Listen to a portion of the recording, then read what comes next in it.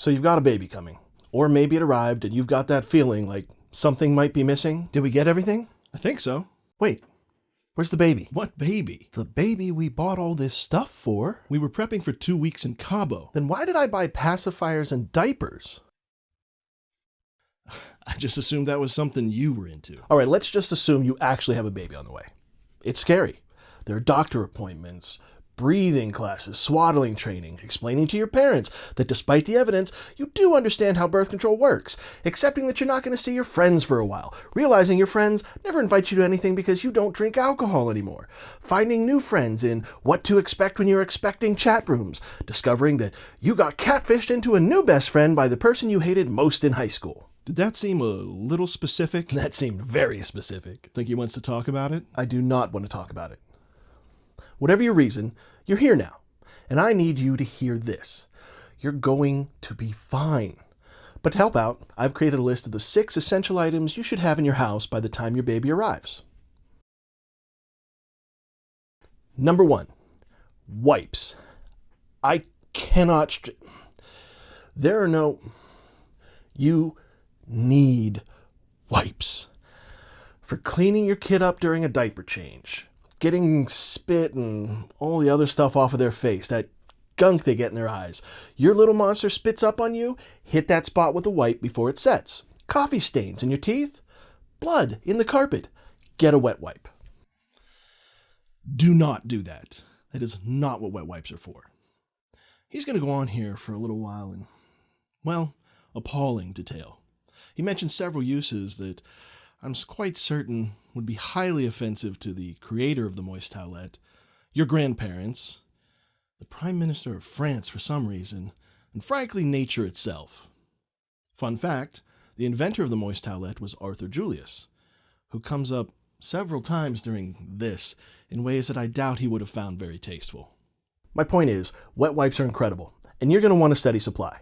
My personal recommendation is to get several wet wipe boxes with hinging lids, then just keep refilling them with whatever wipes you want. I've had this box for 7 years. And probably should blur some of this in post so I don't piss off a potential sponsor. I'm assuming you're aware that if there's no one else in the house when you leave, you're required by law to take your baby with you. And since you're also required by law to feed that baby, you're probably going to need to go to the store occasionally. So, you're going to need a car seat. The best kind for an infant are the ones that have a detachable carry cradle that sits in reverse position in your car. We'll throw up a picture, I'm sure. The beauty of these is that you can pop the carry cradle out and bring the kid inside without waking them up. You can set the kid up in the seat before you leave, then hopefully they'll even fall asleep, and then just take it to the car, lock it back into place. But think about these things before you make the purchase. Do you use more than one vehicle? Do you plan to let the grandparents take the child occasionally? Do you plan to take your offspring to other places for extended periods like a walk in the park? Or the seemingly endless torture of a younger relative's Little League game that you can't avoid because you used up all your excuses getting out of attending junior soccer because that's like watching drunk pixies try to beat a hedgehog to death.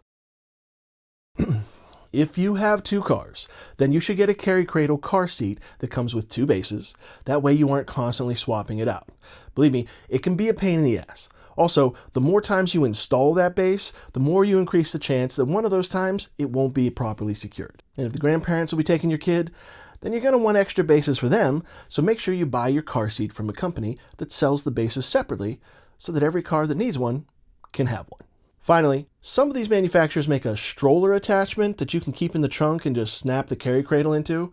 This is great because these devices take up much less space than a full stroller, and your kid won't get woken up by you transferring them back and forth. You also want to make sure the car seat you choose is designed to adapt with them as they get older, so you can save yourself some money in the long run.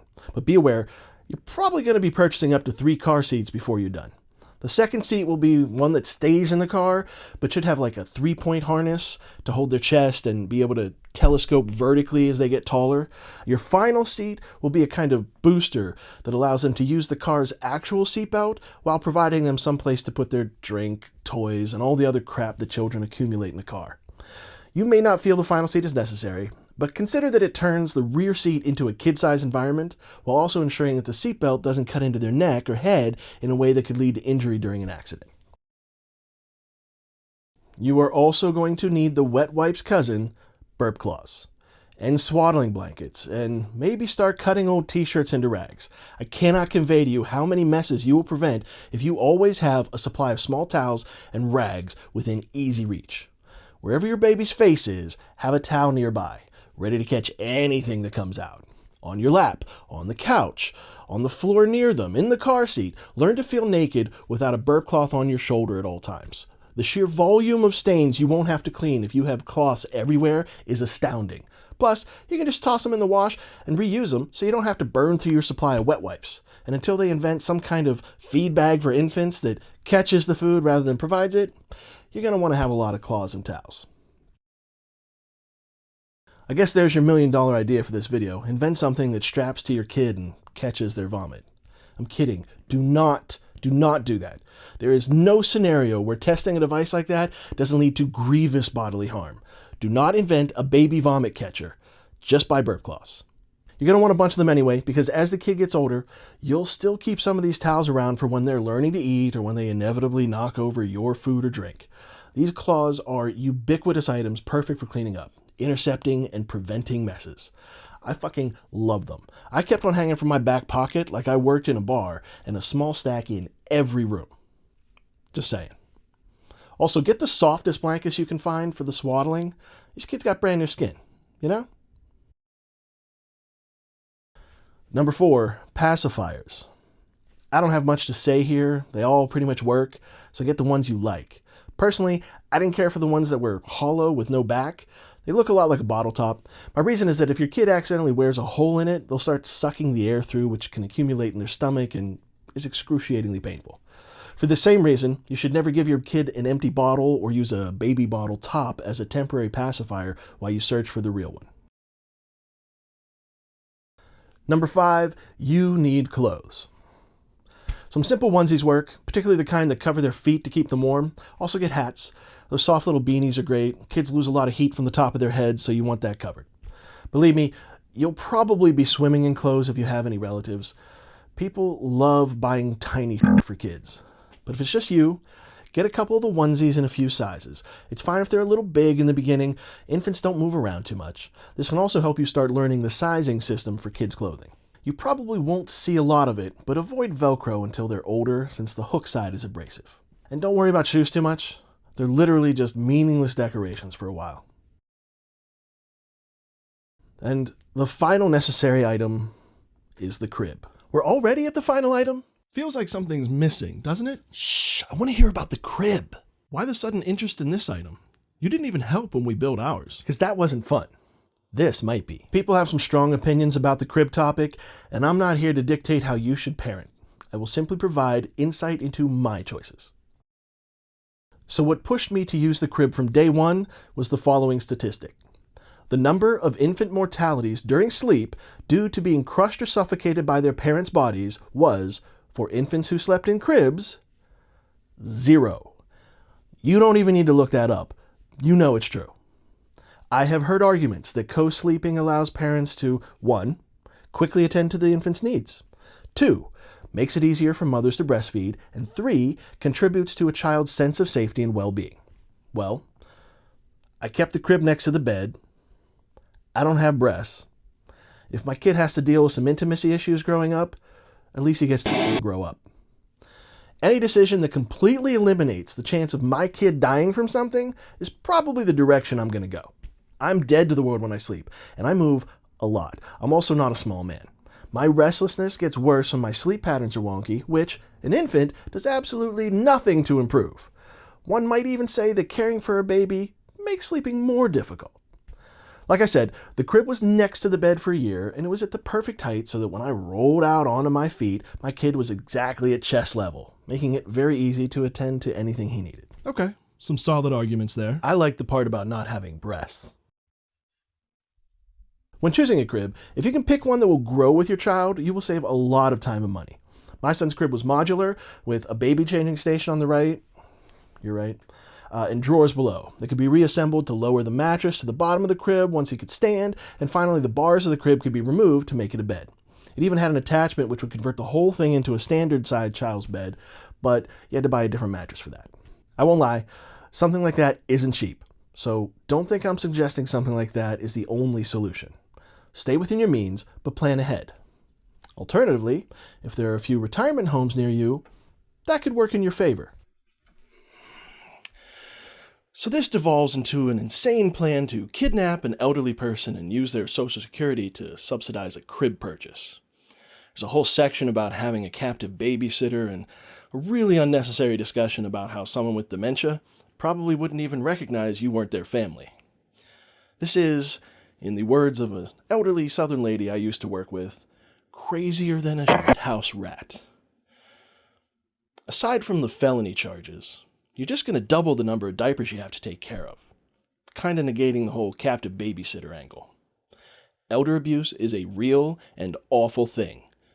Don't do it. If you can't get a modular crib, it's not a big deal, but any kind of crib that has a baby changing area or attachment is a tremendous help and can really save your back in the long run. Alright, so that was supposed to be the end of the video, because I cut this next item from the original list. I told you there was something else. My original reason for leaving it off was that it's so basic, I was concerned people would think I was being insulting by suggesting they hadn't thought of it. But later, I realized that not only is nothing too basic to worry about when it comes to our kids, but sometimes you just need the list. I mean, I always get eggs when I go to the grocery store, so I never write it down. But then, sometimes I don't need anything else from that section, so I don't go there. And if I didn't write it down, and I didn't walk into that section, I'm probably not coming home with eggs. So here is the 7th item you should have in your house when preparing for a baby. Diapers. I know. Of course you already got diapers, but like I said, sometimes things fall through the cracks, and a reminder is helpful. And that through the cracks thing was not a diaper joke, but it kind of worked out. Okay, buy diapers. Make sure you have a supply of diapers laid in like a doomsday prepper. You do not want to run out. Now, if you want to go with cloth diapers and do all that washing, I respect you and wish I had your convictions. I personally went with the disposables because I am a lazy and willing participant in the capitalist destruction of our environment. Judge me all you want. I can't see you. If you're going the disposable route, I recommend always having a spare pack hidden in your home. I kept mine behind a box of clothes that used to fit me because, let's be honest, nothing had come out of that box in 10 years. If anything, it's distressingly more full. The benefit here was that keeping the emergency diapers out of sight kept them out of mind, so they were never considered part of my supply. That way, if I accidentally ran out, I had a backup to cover me until I bought more. The hidden diaper stash saved his butt twice, so maybe take his word on this one. And since the kid hasn't needed diapers for years, the leftover stash can be used for other things. I knew it! Today's video is brought to you by everybody's favorite unregulated meal replacement drink, a viscous green substance. It's an incredible product made by people brilliant enough to call it a supplement, so there's no FDA approval required. Wait, what now? You'll love Soylent Green. It's not Soylent Green. You'll love what is clearly not Soylent Green. It has all the vitamins. That can't be right. How can I have 300 grams of protein per serving? It's locally sourced. From what, the local morgue? How is this not toxic? It's delicious, debatable, and nutritious. I think something bit me. It's not people. Mostly. No. So here is the final list of things you should really try to have in your house before you have the baby. Wet wipes, a car seat, burp cloths, towels, and blankets, pacifiers, clothing, a place for the kid to sleep, diapers. Now, there is an entire list of items that I highly recommend you pick up, but aren't crucial to have prior to the baby's arrival. You can find that video over here somewhere. And there's an entire separate video about bottles, because that was just too big to stuff into a list video. Hope I helped. I'll see you in the next. The evidence as I reveal my Southern upbringing. The number of infant death mortality. And then we have a list. Infant death mortalities. What is that? Could you be dumber?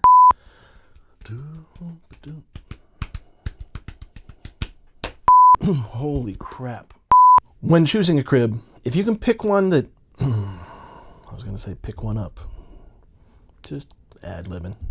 Burr. Am I fixated on Bill Burr? Why do I keep saying Burr instead of Blur? Let's see if the third time's a charm. If you can't get him out of... if you can't get the words out... when you start doing miming, you lose your place, huh? Maybe rethink your strategy.